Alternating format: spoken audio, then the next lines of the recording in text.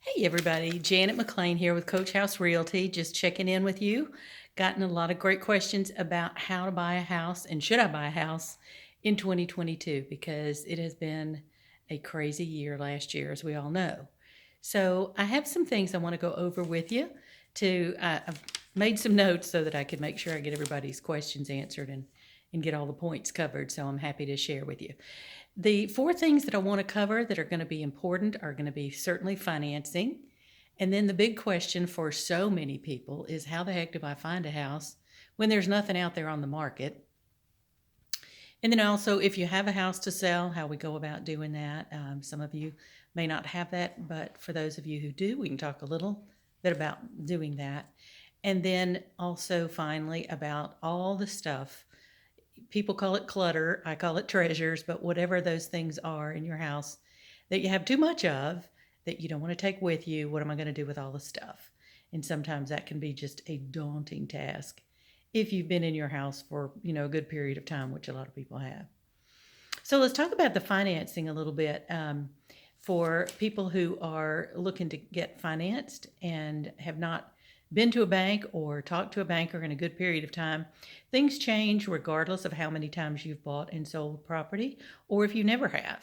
And the things now are changing in the world. I'm hearing that, and you may have too, that they're going to change interest rates and interest rates are going to go up. Well, let me tell you, they have been at an all time low. When I bought a house many years ago, the interest rate was in the double digits. So the interest rate may go up next year or this year rather. I've heard 3 times, some people say 4 times, but in any case, it's still great. Even if they don't go up, it's still a great time with interest rates as low as they are. So if you are thinking about moving anytime this year, let's chat and kind of come up with a plan. You're going to hear me say that more than once. And the other thing too is if you have bad credit or you don't know your credit score, or you're thinking, I don't know if I can even get on board with getting a house, just know that if you have a bad credit score, which so many people now are struggling with because of job losses or reduced hours and all the stuff that we've been through the last 2 years, that it's not a permanent condition. I have been there myself. It is not a permanent condition. But you would do well to get a lender or somebody that you trust in that kind of in banking to help you with coaching as to how to get yourself back on track. Getting a great credit score does not mean paying off all your bills or closing out your accounts. Quite the contrary. So I'm not here to give it, advice for financial, but I do know those who will. If you don't have someone, I'll be happy to share my numbers with you. And my table is shaking a little bit here, so I may get a little bit crazy. So I'm happy to share that with you and give you resources to get those on track. If you're thinking too about wanting to buy a house, now is the time to get started with that. Even if you figure you've got great credit, you still want to make sure that they check your credit score. There may be things on your credit reports, then there are 3 different ones that they merge that you don't even know about. Sometimes I've found that they had me mixed up with someone else. And so those things can affect it. So you want to get that squared away. That can help boost your points up as well when you get everything accurate and cleaned up. And the other thing too, please do not trust that when you go to Credit Karma and those apps that are out there, they do not necessarily reflect a reliable score for a mortgage loan. They're counting the points and they're adding those up, but the mortgage lenders look at a whole lot more. They look at a bigger picture and they factor it differently and they calculate things differently. So I don't even know how to tell you. They've told me that several times and how it works. But again, it changes and things are certainly changing in this world right now. So it's just best to have them kind of take a look at it. They can tell you whether or not it's going to cost you points if they pull your credit. But in order to pre-qualify, to answer a lot of the questions that you have, if you have any idea what your score is, and now in most cases 680 is the score. But do not be discouraged because there are lenders who do it for all different numbers. 640 used to be the score, and there are some that will even do it less than that. But if you're not at those places and you want to improve your score and you want to improve that interest rate, the higher your credit score, the lower your interest rate so that your payments will be lower. Then you still, again, go back to getting a lender, talking to them, and text me or contact me if you want name of several good people that can work with you to get you where you need to be so that you can buy a house. So once you get those things squared away, then it's going to be trying to find a house. If you've been out there looking online or even, out in the trenches looking, then you know that it's hard to come by properties for sale. And when you do, there are 20 million people and they drive the price up. It is crazy out there. I have had my buyers just get really heartbroken with some of the crazy stuff that they just didn't want to do it. So I had to come up with a better way to find houses for my buyers, and I have. I used to have like a list of homes that were for sale. You send out flyers, you send out postcards, you make phone calls. Do you want to sell your house? And I would keep a list of those kinds of houses for sale. But now that you have buyers that might not want those, and in this crazy market, as tight as it is, it just seemed like a real waste to try to help buyers and have these houses that don't match.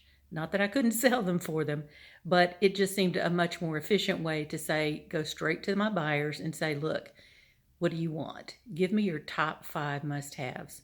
That would mean if I don't have these things in the house, then I won't buy that house. It has to have 4 bedrooms, or it has to have a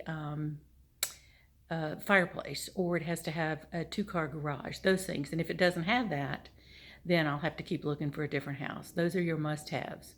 Some people have more than that, but not every house is going to have all those magical things. So if you have the top 5, we'll talk about what location, the size of the house, the things that you might need when the house. Do you need to be near a hospital? Do you need to be near work?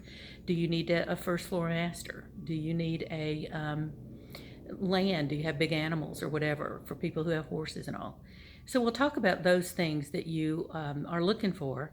And if you don't have a location, then that opens it up even more. Some people are very clear about, I need to be in this neighborhood. Okay, let's go out and find that one. Some people are saying, oh, it can just be anywhere in Central Virginia, and we can find one there too. So we'll talk about those things that you'll need. And I go out, I find it. I can even go through the house and do a Zoom, so you can preview it over the phone and see if it's something that you're interested in coming out and actually seeing. Work with the sellers, and then we get your house sold. We get you in this house, and then work on getting your house sold. It is a great program because it is going to be that. It means that you won't be out there competing with all these other people. People won't even know that the house is coming up for sale. You'll be the first one in.